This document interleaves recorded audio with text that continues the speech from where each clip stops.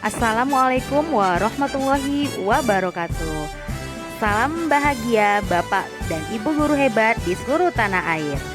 Saya Fauzia Sriwahyuni Nasution, CGP Angkatan 9 yang saat ini sedang bekerja di SD Sultan Agung, Kota Pematang Siantar. Video ini merupakan paparan aksi nyata saya di modul 1.4 Budaya Positif. Perkenalkan, beliau berdua adalah pembimbing saya yang luar biasa, yaitu Bapak Martinus Telambanoa, Estos SPD MM MPD yang merupakan fasilitator saya, dan juga Bapak Rimpun Mangalam Ambarita MPD yang merupakan pengajar praktik saya. Aksi nyata ini saya lakukan dengan menyebarkan pemahaman kepada rekan sejawat mengenai budaya positif di sekolah dan juga membentuk keyakinan kelas bersama dengan murid-murid saya di kelas 5B. Pelaksanaan aksi nyata ini sesuai dengan rancangan aksi nyata yang telah saya buat, yaitu dengan latar belakang masih minimnya pemahaman tentang penerapan konsep-konsep inti budaya positif di sekolah, dan diharapkan jika konsep-konsep inti budaya positif telah dipahami oleh warga sekolah, maka akan terbangun budaya positif yang baik di lingkungan sekolah. Tujuannya adalah meningkatkan pengetahuan dan pemahaman tentang konsep-konsep inti budaya positif di sekolah pada warga sekolah, terutama pada guru dan murid, sehingga dapat mengimplementasikannya serta menerapkannya, dan terbentuknya motivasi intrinsik pada murid dengan pembuatan keyakinan kelas. Tolak ukur adalah terlaksananya desiminasi konsep inti budaya positif di sekolah, terbentuknya keyakinan kelas melalui kegiatan kesepakatan kelas yang dilakukan bersama guru kelas dan murid. Murid dan guru konsisten dalam menjalankan keyakinan kelas yang sudah disepakati, dan terlaksananya penyelesaian masalah pada murid dengan menggunakan segitiga restitusi. Adapun lini masa tindakannya adalah langkah-langkah yang akan dilakukan, diantaranya berkoordinasi dengan kepala sekolah, sosialisasi kepada warga sekolah, guru memfasilitasi peserta didik untuk membuat keyakinan kelas, dan keyakinan kelas yang telah disepakati selanjutnya ditandatangani seluruh warga kelas dan dipasang di dinding kelas. Dukungan yang dibutuhkan adalah dari seluruh warga sekolah serta partisipasi aktif orang tua di rumah dalam membiasakan budaya positif. Dedikasi seluruh warga sekolah, terutama guru yang menjadi teladan bagi murid, cara menanamkan budaya positif di sekolah. Serta kolaborasi seluruh warga sekolah dalam menciptakan dan membiasakan budaya positif di sekolah. Berikut adalah desiminasi tentang konsep-konsep inti budaya positif di sekolah yang saya lakukan kepada rekan-rekan guru saya di SD swasta Sultan Agung. Kebetulan Bu Fauzia sama Miss Yeti juga sudah membahas ini.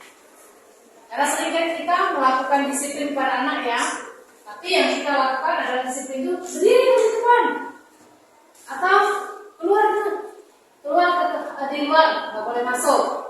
Seperti itu ya. Nah sekarang kita mau coba, nanti kita lihat seperti apa sih budaya positif itu. Nah mungkin saya tidak akan panjang lebar untuk membuka acara ini ya. Saya akan serahkan kepada Bu Fauzia untuk bisa menjelaskan. Kalau ada yang benar-benar kurang mengerti, ibu dapat apapunnya dari sekolah dari guru pemula itu, tolong dibagikan kepada gitu ya. Ya demikian ya rekan-rekan semua, mohon diikuti dengan baik. Mungkin Bu Fauzia silakan.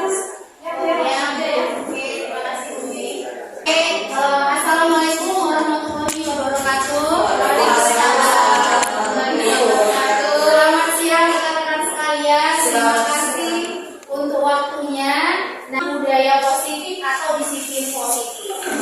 Jadi rekan-rekan, di sini saya tidak menggurui, saya hanya sharing karena saya percaya rekan-rekan sekalian merupakan guru-guru yang hebat, yang lebih jauh luar biasa dibanding saya. Gitu ya, Bapak Ibu mohon maaf ya untuk nanti jika ada omongan saya yang tidak berkenan dan seperti menggurui, padahal maksud saya tidak seperti itu ya Bapak Ibu.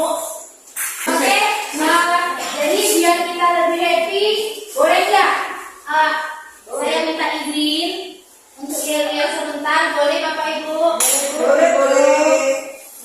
Oke, nanti ini kan ada tulisan hitam, itu punya saya. Yang tulisan hijau punya Bapak Ibu, gitu ya. Jadi misalnya saya bilang kurikulum, Bapak Ibu jawab merdeka. Pembelajarannya ceria. Hasilnya P3. Profil pelajar Pancasila. Dimensinya beriman dan bertakwa kepada Tuhan Yang Maha Esa, berkebinekaan global, gotong royong, mandiri, bernalar kritis dan kreatif. Seperti itu. Bisa Bapak Ibu? Bisa. Oke, terima kasih. Kita mulai ya. Kurikulum merdeka. Pembelajarannya ceria. Hasilnya P3. Profil pelajaran Pancasila. Dimensinya beriman, bertakwa kepada Tuhan Yang Maha Esa, berkebinekaan global, gotong royong, mandiri, bernalar kritis dan kreatif. Terima kasih Bapak Ibu. Oke, jadi sebelum kita mulai di sini ada pertanyaan pemantik. Saya mau diskusi dengan Bapak dan Ibu. Kira-kira pemberian hukuman menurut Bapak Ibu dapat mendisiplinkan murid, setuju tidak dengan pernyataan itu Bapak Ibu? Setuju. Oke, bantu jawabannya ya. Setuju. Oke, kita kunci dulu ya Bapak Ibu. Yang kedua, pemberian hadiah dapat meningkatkan motivasi murid. Setuju. Guru harus mampu memberikan solusi atas masalah murid. Setuju. Guru berperan sebagai teman bagi murid. Setuju. Oke, kita kunci jawabannya semua setuju ya Bapak Ibu. Jadi nanti pertanyaan ini akan terjawab dengan penjelasan-penjelasan yang saya paparkan. Oke, kita mulai. Nah, di sini adalah tentang budaya positif di sekolah. Kira-kira menurut Bapak dan Ibu budaya positif itu sudah ada tidak di sekolah kita Bapak Ibu? Ada. Bu Siti boleh? Kayaknya lebih bahas ya, senyum, salam, ya, salam. Ya, benar. Oke, yang budaya positif. yang lain ada Bapak Ibu? Selain 5S apa lagi? Bisa. Ya. Program lihat sampah ambil. Ada lagi Bapak Ibu? No bullying. Oke, jadi sebenarnya budaya positif ini sudah ada di sekolah kita. Nah, apa sih budaya positif ini? Mungkin kita juga sudah tahu ya Bapak Ibu bahwa sebenarnya budaya positif itu adalah nilai-nilai dan kebiasaan yang ada di sekolah yang berpihak kepada peserta didik agar mereka bisa berkembang menjadi pribadi yang kritis, penuh hormat dan menjadi orang yang bertanggung jawab. Setuju nggak Bapak Ibu? Setuju. Oke. Nah, budaya positif ini akan mencakup tentang perubahan paradigma belajar, disiplin positif yang ini ada di PMM, motivasi perilaku manusia juga ada di PMM yang nanti akan Bapak Ibu isi dan mengerjakan post-testnya, kebutuhan dasar, posisi kontrol, keyakinan kelas dan segitiga restitusi. Kira-kira di antara yang 7 ini yang paling asing yang mana ya Bapak Ibu? Atau semua sudah tahu ya? Kayaknya segitiga restitusi ya. Oh, segitiga restitusi. Oke. Nanti Yang asing ya, Bu. yang asing. Tadi Bu Siti bilang segitiga restitusi. Yang lainnya mungkin sudah ya. Dan mungkin sudah kita jalankan juga gitu ya. Posisi kontrol. Oke. Nanti akan kita bahas satu persatu ya Bapak Ibu. Kunci dulu ya, sama seperti pertanyaan yang tadi. Nah, kita akan mulai. Boleh kita bermain sebentar? Boleh. Boleh. Berhadapan-hadapan boleh. Bisa ganjil. Ganjil orang ibu ini kan ada. Sama ini baik aja. Biasa. Nah,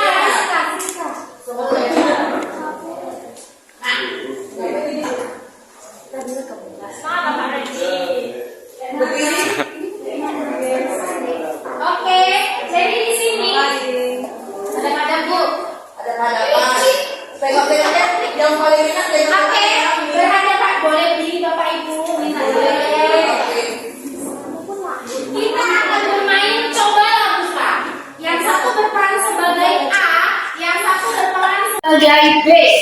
Nah, si A akan menggenggam kepalan tangannya. Bayangkan di tangan ini ada sesuatu yang berharga. Nah, apa yang berharga berpinjam? Oke, ya.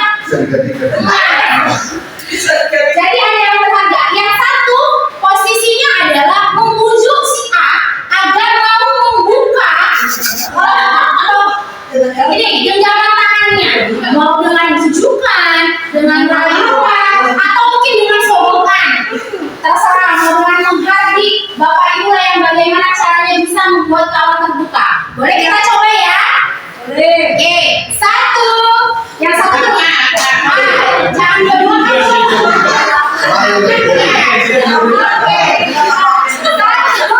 Ini kita mulai ya.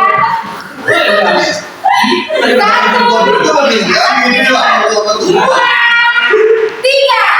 Biasanya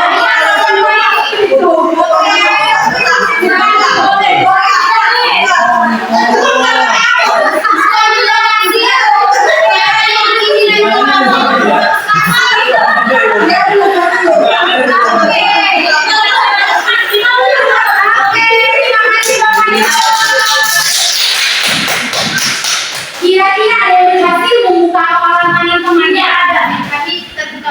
Oh, tadi kami terbuka. Oh, tadi kami sama terbuka. Kira-kira apa ya Bu Mari? Karena ini kamu lagi dan lagi ini. Dengan rayuan mau lah Bu. Iya, nggak apa-apa. Berarti kan itu kemauan Bu Mari membuka tangan kita. Nah, yang lain tadi tidak ada yang berhasil ya. Jadi pelit. Oh.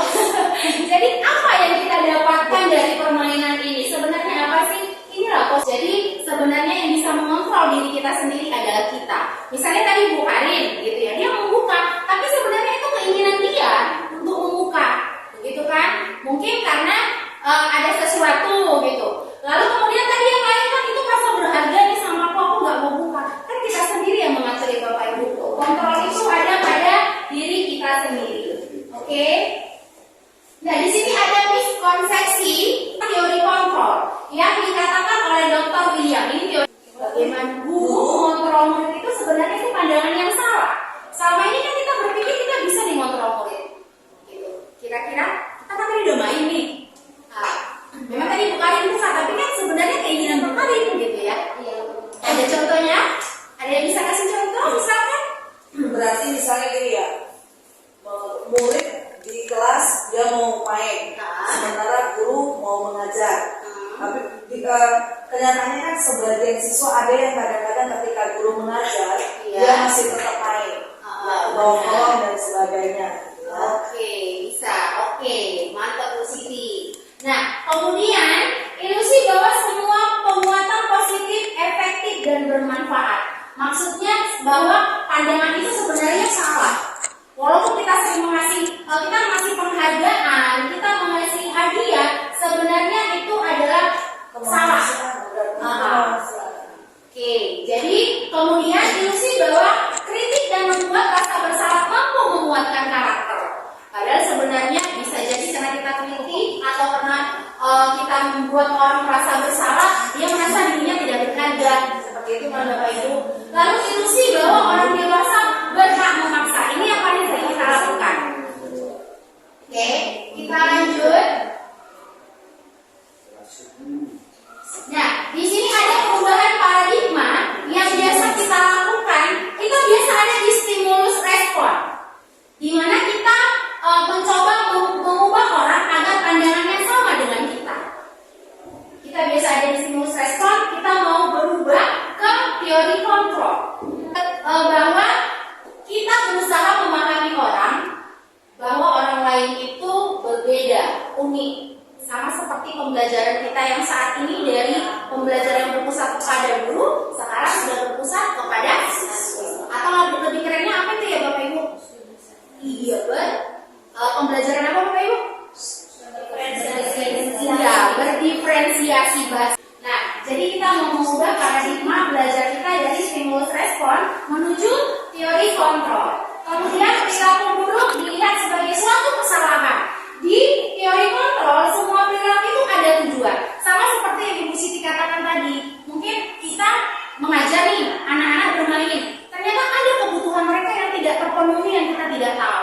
Semuanya harus tahu kan seperti itu ya Bapak Ibu ya. Harus kita identifikasi semuanya. Sampai orang lain bisa mengontrol saya. Ternyata yang bisa mengontrol diri kita sendiri adalah kita. Seperti permainan tadi. Lalu pemaksaan ada pada saat rujukan gagal. Sementara di teori kontrol, kolaborasi menciptakan pilihan-pilihan baru. Lalu kalau di stimulus respon ada yang berpikir menang dan kalah. Kalau di teori kontrol itu menang dan menang. Karena ada kolaborasi. Kita mengajarkan anak-anak kita untuk berkolaborasi.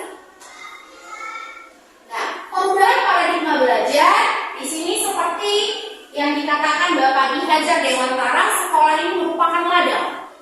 Kita ini adalah guru petani, murid adalah bibit jagung.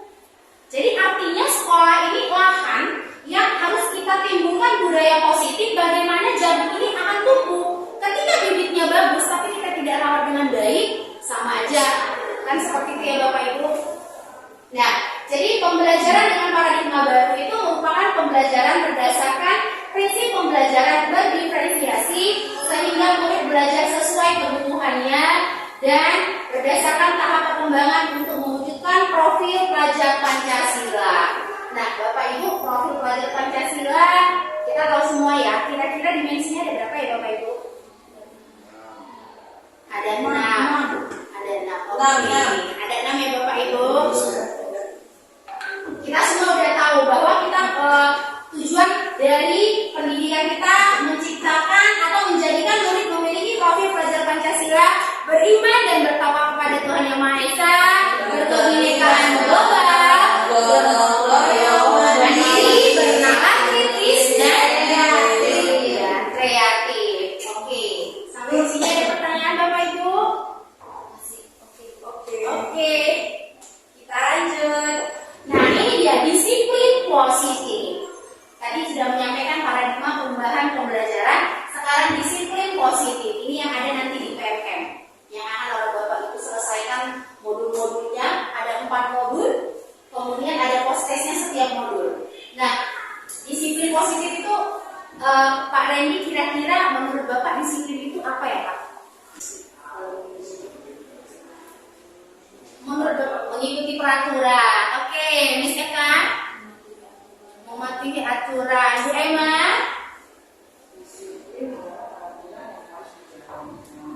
Peraturan. Oke, Bu Siti? Ya. Oke, disiplin itu disiplin itu perasaan perasaan taat dan patuh terhadap suatu aturan. Oke, perasaan taat dan patuh terhadap Patuh dan taat terhadap aturan. Oke, jadi intinya disiplin itu bisa saya ambil kesimpulan tadi peraturan gitu lah ya. Nah, sebenarnya kan disiplin itu pada dasarnya adalah kita tidak melakukan sesuatu karena kita mengharapkan imbalan ataupun kita takut dihukum. Bukan itu yang namanya disiplin sebenarnya Bapak Ibu. Disiplin positif itu adalah bagaimana kita itu tahu menghargai diri kita sendiri. Kita melakukan sesuatu bukan karena kita ingin mendapatkan imbalan atau hukuman. Itulah dia disiplin positif. Jadi dalam budaya kita memang sering dibilang disiplin itu berubah menjadi sesuatu yang dilakukan untuk mendapatkan kepatuhan. Cenderung menghubungkan kata disiplin dengan ketidaknyamanan. Padahal disiplin positif itu adalah pendekatan diri yang mampu untuk mengontrol perilakunya dalam kesadaran dan bertanggung jawab atas tindakannya sebagai wujud menghormati diri sendiri. Jadi sebagai pendidik, tujuan kita itu adalah menuntun murid untuk mendisiplinkan dirinya, berperilaku pada nilai-nilai kebajikan universal dan memiliki motivasi intrinsik bukan ekstrinsik. Intrinsik itu dalam dirinya, jadi melakukan sesuatu karena dirinya. Kalau ekstrinsik ini mungkin inilah karena hukuman, karena mendapatkan hadiah. Ada tema? Soal pematikan itu berarti kan nggak tahu bahasa Amerika. Iya, makanya nanti jawabannya berarti sebenarnya disiplin itu apa namanya tidak dapat dia. Jadi salah semua ya Bapak Ibu. Oke.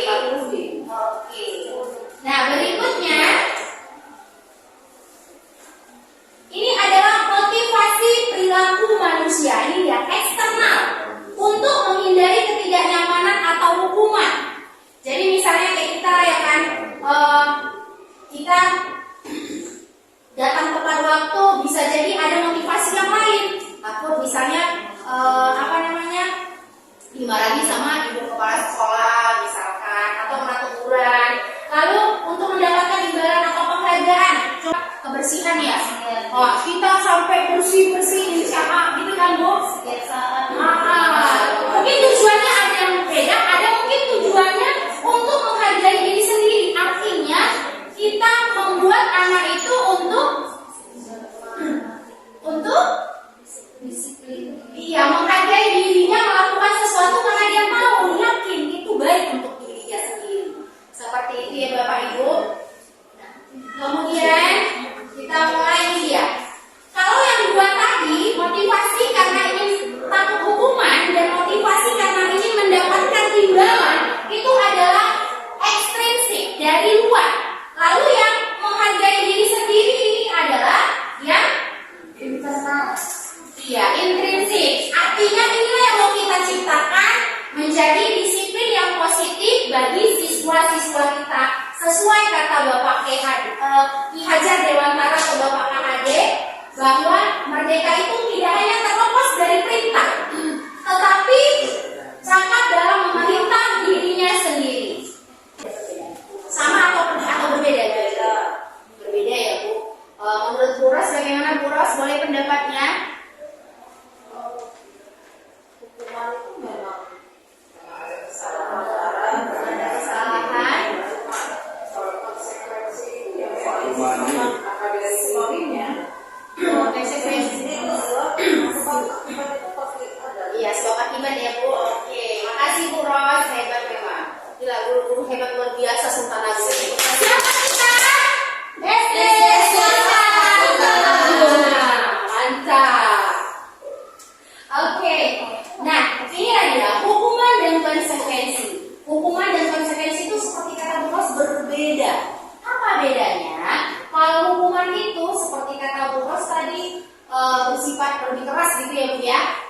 Jadi bentuknya itu tidak terencana. Misalnya anak memakai sepatu warna merah gitu kan, tidak sesuai dengan aturan, misalnya langsung dihukum format bendera, kan tidak ada toleransinya, tidak ada hubungannya. Terus datangnya dari satu arah, di mana di dalam konteks hukuman untuk siswa hanya menerima suatu hukuman tanpa melalui suatu kesepakatan. Ini yang paling beda sebenarnya. Kalau konsekuensi itu adalah diberikan kepada pelaku tindakan yang melanggar hukuman sebagai akibat langsung dari tindakannya. Jadi ada kesepakatan sebelumnya. Mungkin kita di kelas kalau itu udah masuk, ada yang bolak-balik kamar mandi, nanti kamu tidak boleh masuk lagi ya, karena kamu sudah bolak-balik. Misalnya seperti itu. Itu namanya konsekuensi. Tapi kalau hukuman nggak ada perencanaan, tiba-tiba, oh kamu silakan keluar. Itu seperti itu dia ya Bapak Ibu. Saya minta pendapat Bapak Ibu, membersihkan coretan yang dibuatnya di meja tulis itu merupakan hukuman atau konsekuensi Bapak Ibu? Konsekuensi, oke. Berdiri di depan kelas sambil mengangkat kaki satu tangan sama tangan. Iya, inilah tidak terencana. Ya kan Bapak Ibu? Lalu murid tidak memakai topi disuruh menghalau bendera selama 20 menit hukuman. Jadi pernyataan 1, 2, 3 yang konsekuensi itu hanya nomor 1. Oke. Sekarang kita masuk ke restitusi. Inilah dia restitusi. Yang harus kita terapkan agar murid memiliki disiplin positif yang berasal dari dirinya sendiri. Oke. Jadi restitusi itu sebuah pendekatan untuk menciptakan disiplin positif. Apa itu restitusi? Proses menciptakan kondisi bagi murid untuk memperbaiki kesalahan mereka sehingga mereka bisa kembali pada kelompok mereka dengan karakter yang lebih kuat. Jadi artinya kita kalau hukuman kita fokus ke kesalahannya, kan gitu kan Bapak Ibu. Jadi kalau konsekuensi juga kita fokus juga dengan kesalahannya, walaupun kita ada kesepakatan. Tapi kalau di restitusi kita hanya fokus bagaimana agar anak tersebut tidak mengulang kesalahannya lagi, atau anak tersebut memiliki motivasi untuk bisa mencari solusi dari masalah yang dia hadapi. Nah, kita masuk ke 5 kebutuhan dasar manusia. Ada 5 kebutuhan dasar manusia, sama seperti murid.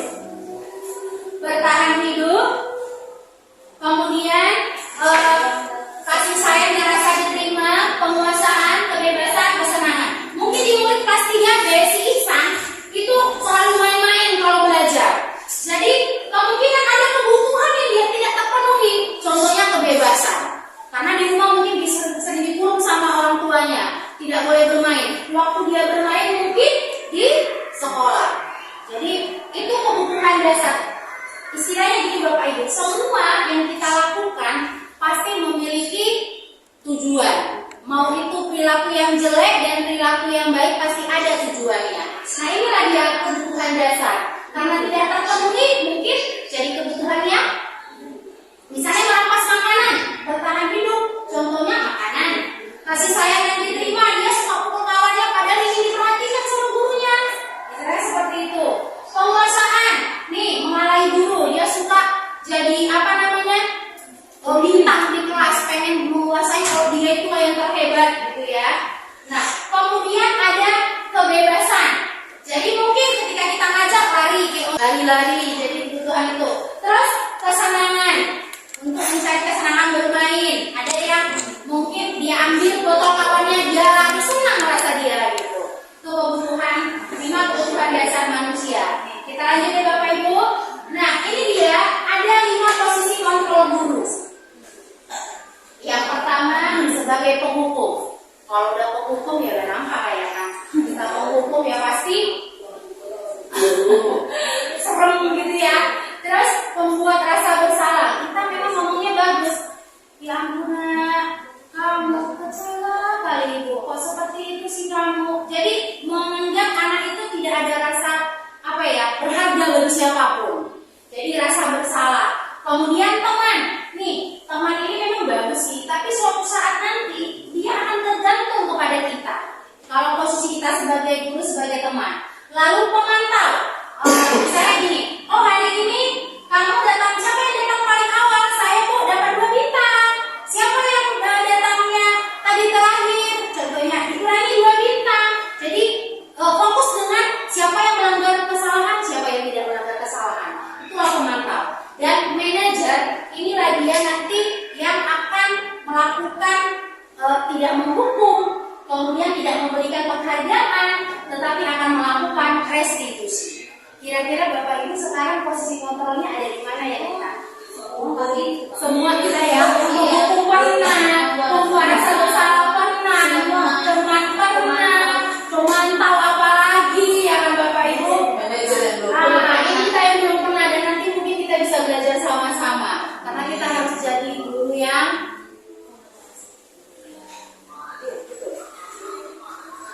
Oke, kita lanjut. Ini indikator dari posisi penghukum. Berbicara dengan nada keras, menunjuk, berkaca pinggang.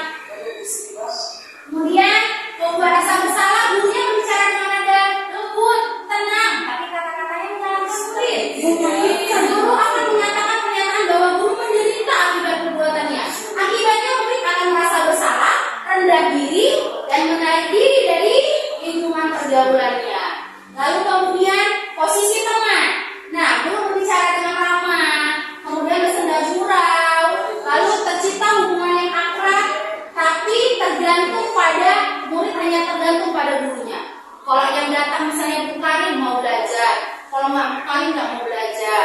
Nah, jadi kayak gitu nggak bagus juga ya Bapak Ibu. Lalu pemantau. Guru harus selalu memantau saat murid diberikan sanksi. Lalu keyakinan kelas. Kenapa kita tidak buat peraturan kelas? Kenapa harus keyakinan? Kenapa ya Bu, Ibu? Ada yang bisa jawab? Kita yang disetujui bersama. Keyakinan disetujui bersama. Peraturan tadi kan satu arah gitu ya. Jadi cara membuat keyakinan kelas itu, lalu langkah-langkah membuat keyakinan kelas. Yang pertama, kita gali peraturan-peraturan yang perlu disepakati di kelas. Jadi tanya dulu tuh muridnya. Nah, kita membuat keyakinan, kira-kira bagaimana ya kelas kita ini biar aman, nyaman, gitu kan? Kita curang pendapat, mereka yang kasih. Gitu. Jadi kemarin kita udah buat, gitu kan Bapak Ibu. Nanti orang Bapak Ibu saya yakin pasti udah buat juga. Curang pendapat. Gali dulu peraturannya, lalu mengubah peraturan menjadi kalimat yang positif. Contohnya gini, tidak boleh terlambat. Jadi datang tepat waktu, nggak ada kata tidaknya, nggak ada kata jangannya. Nah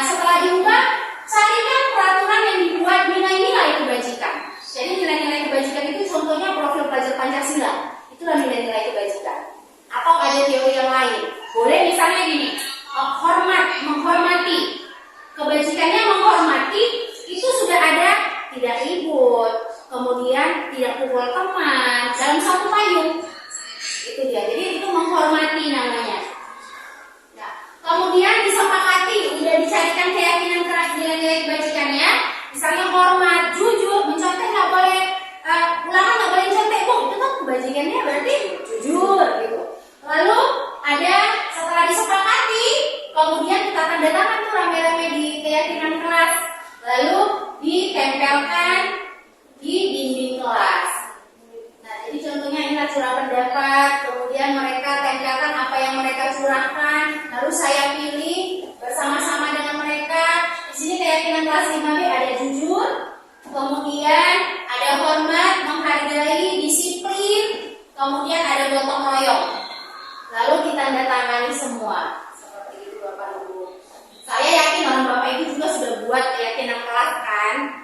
Cuman mungkin kata-katanya boleh diubah, jangan ada tidak boleh. Ketika mereka ikut, saya cuma bilang keyakinan kelas kita apa nak? Gitu kan? Oh ini Bu, diam sebentar sih memang Bu. Tapi frekuensi ininya sudah lebih jarang. Intinya kita guru ini berusaha bagaimana untuk menciptakan anak kita ini memiliki budaya yang positif, nilai-nilai kebaikan yang mereka yakini, mereka bisa terapkan dimanapun dan kapanpun, bukan hanya di kelas. Oke, Dema? Oke, kita lanjut nih ya, segitiga restitusi. Jadi, ada 3 tahapan. Kenapa dikatakan segitiga restitusi? Jadi, tahap pertama, menstabilkan identitas ada di bawah. Menstabilkan identitas, artinya kita itu tidak, misalkan anak itu berbuat salah, kita nggak langsung, kamu juga salah, ya seperti itu. Tapi kita mengingatkan bahwa, nah, manusia itu memang punya kesalahan. Tidak ada manusia yang sempurna. Kan?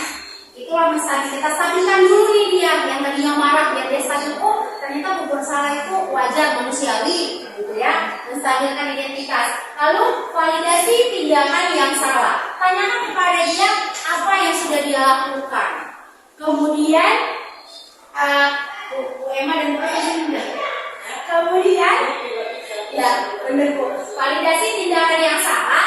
Lalu kita walaupun dia berbuat salah, biar dia tidak terlalu merasa gagal, lalu kita katakan, oh berarti wajar kamu kesal. Mungkin bisa saja kamu berbuat lebih buruk dari itu, tapi tidak kamu lakukan. Jadi seolah-olah kita itu memvalidasi tindakan dia itu salah, tapi tidak terlalu memojokkan dia kembali seperti itu. Lalu kemudian yang terakhir, menanyakan keyakinan. Ini yang gunanya ada keyakinan di kelas. Seperti itu Bapak Ibu. Jadi misalnya menurut kamu tindakan kamu itu bagaimana? Nah, salah Bu, dia sendiri yang salah Bu. Kira-kira sesuai dengan keyakinan kelas kita? Tidak Bu, yang mana yang kamu langgar? Lalu ini dia tahapan segitiga restitusi yang saya katakan tadi. Kalau menstabilkan identitas, biasanya kita sering berkata kepada anak murid yang berbuat masalah, setiap orang pasti pernah melakukan kesalahan. Kamu bukan satu-satunya yang pernah melakukan ini. Inilah dia, menstabilkan identitas. Lalu, kamu tentu punya alasan mengapa melakukan ini. Ini validasi tindakan. Adakah cara yang lebih efektif untuk mendapatkan apa yang kamu butuhkan? Lalu, menanyakan keyakinan. Keyakinan kelas apa yang telah kita sepakati? Kamu ingin menjadi orang seperti apa? Oke, ini dia ya Bapak Ibu. Kira-kira sampai di sini ada yang mau ditanyakan? Oke Bapak Ibu, demikianlah. Kalau tidak ada pertanyaan lagi, kira-kira apa ya kesimpulan kita hari ini Bapak Ibu? Boleh ada yang mau refleksikan kesimpulan kita hari ini dari kegiatan ini?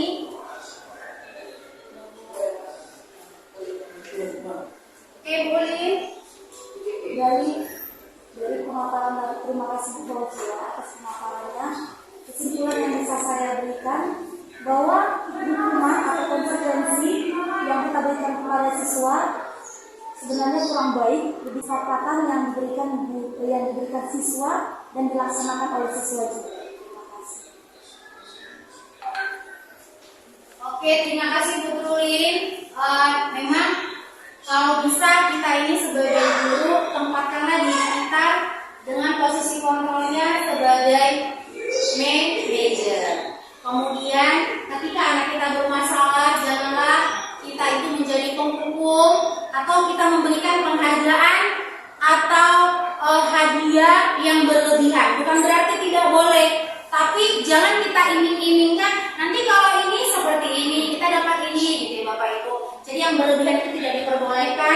Kemudian ketika mereka mendapatkan masalah, ayo sama-sama kita bimbing anak itu untuk meyakini nilai-nilai kebaikan yang dia langgar dan dia dapat kembali ke kelompoknya dengan melakukan nilai yang sudah dia langgar. Seperti itu. Jadi demikianlah kegiatan hari ini. Saya ucapkan terima kasih. Oke Bapak Ibu, terima kasih atas waktunya. Bapak Ibu luar biasa, hebat. Mudah-mudahan Bapak Ibu bisa menerapkan terutama keyakinan kelas. Oke, terima kasih atas waktunya. Saya mohon maaf atas kekurangan. Saya sudahi dengan billahi taufiq wal hidayah. Assalamualaikum warahmatullahi wabarakatuh.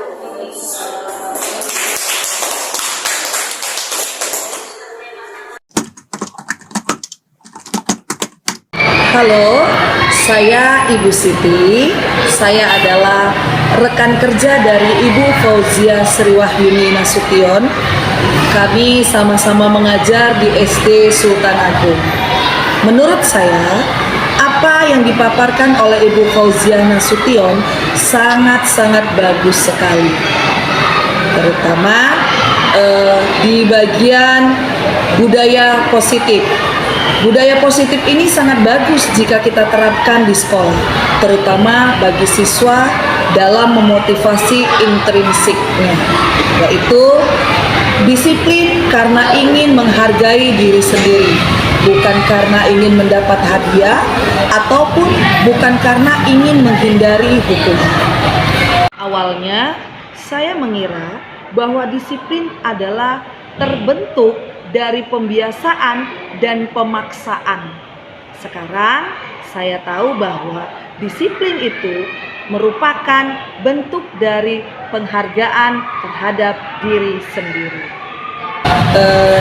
Sukses terus buat Ibu Fauzia. Semoga Ibu Fauzia dapat sering-sering dan selalu membagikan ilmu yang didapatnya kepada kami selaku rekan sejawatnya. Terima kasih. Halo, saya Karin Putri Azura Pulungan. Saya guru dari SD Sultan Agung dan juga sebagai rekan kerja Ibu Fauzia Sriwahyuni. Nah, menurut saya dari apa yang sudah dipaparkan oleh Ibu Fauzia Sriwahyuni sangat bermanfaat bagi kami para guru yang ada di sekolah. Karena kami mendapatkan ilmu terutama dalam memanfaatkan dan menempatkan diri kami dalam posisi kontrol guru. Kemudian kami juga diajarkan bagaimana membuat keyakinan kelas bersama para peserta didik dan menyelesaikan masalah-masalah peserta didik dengan melakukan yang namanya segitiga restitusi. Terima kasih kepada Ibu Fauzia Sriwahyuni untuk ilmu yang sangat bermanfaat yang bisa kami terapkan dalam kelas kami sehingga kami bisa membantu para peserta didik dalam menyelesaikan masalah serta membuat sebuah keyakinan kelas. Terima kasih Ibu Fauzia.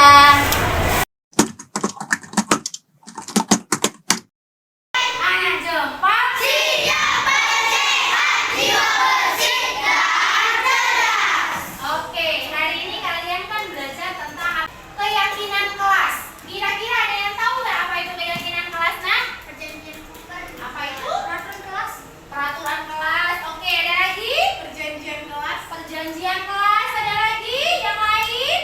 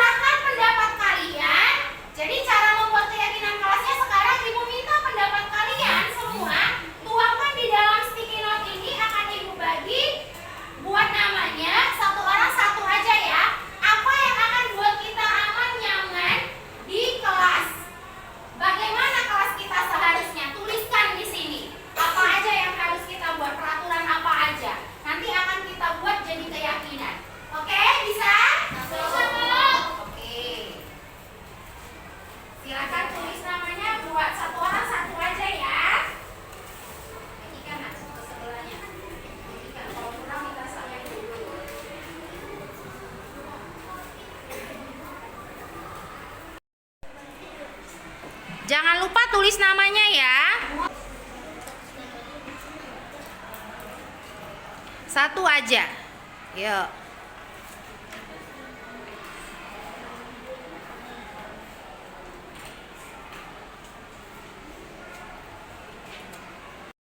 Sudah selesai? Sudah. Oke, kalian sudah mencurahkan pendapat kalian di kertas sticky note yang Ibu bagi. Sekarang, agar kita sama-sama tahu apa saja keinginan kalian, bagaimana harusnya kelas ini, maka coba dari sini dulu secara teratur ya, tempel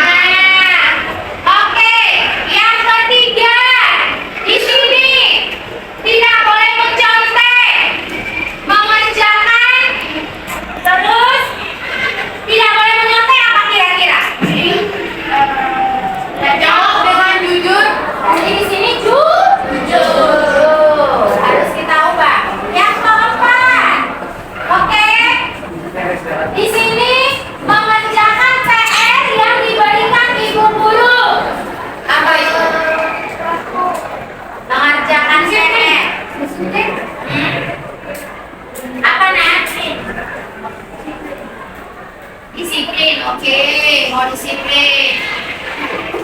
Oke. Yang kelima, di sini ada yang mengatakan tidak membuang sampah sembarangan, melaksanakan piket. Berarti di sini apa? Jaga kebersihan, jaga kebersihan. Terus apa lagi di sini? Tidak memukul, tidak membuli. Apa itu? Tidak memukul, tidak membuli. Sayangi teman. Oke, pintar. Menyayangi teman. Bisa. Terus apa lagi di sini ya? Tadi dari sudah tidak terlambat. Oke. Belajar sambil bermain. Kira-kira apa itu? Hah? Belajar sambil bermain. Oke, berarti di sini apa? Belajar dengan senang. Oke. Di sini udah kita buat menjadi kalimat positif. Dari pendapat yang kalian katakan, peraturan-peraturan yang harus kita taati, sudah kita buat dia menjadi kalimat yang positif. Sekarang kalimat positif ini akan kita jadikan yang namanya keyakinan kelas kita. Oke? Ini kita ubah menjadi nilai-nilai kebaikan atau nilai kebajikan.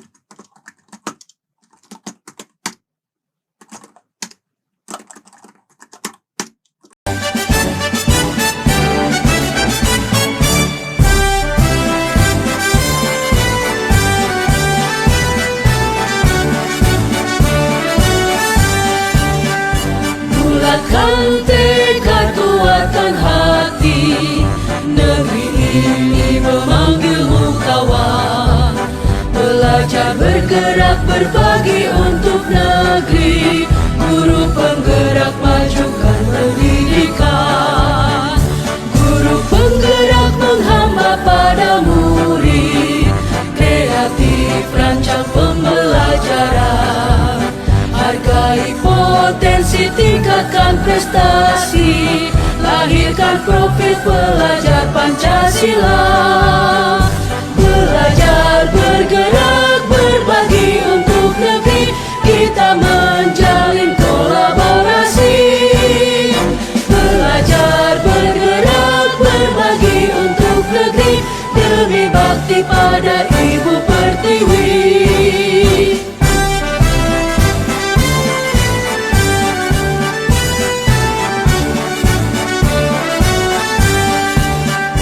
Bulatkan tekad, kuatkan hati, negeri ini memanggilmu kawan. Belajar bergerak berbagi untuk negeri, guru penggerak majukan pendidikan, guru penggerak menghamba pada murid, kreatif rancang pembelajaran, hargai potensi tingkatkan prestasi,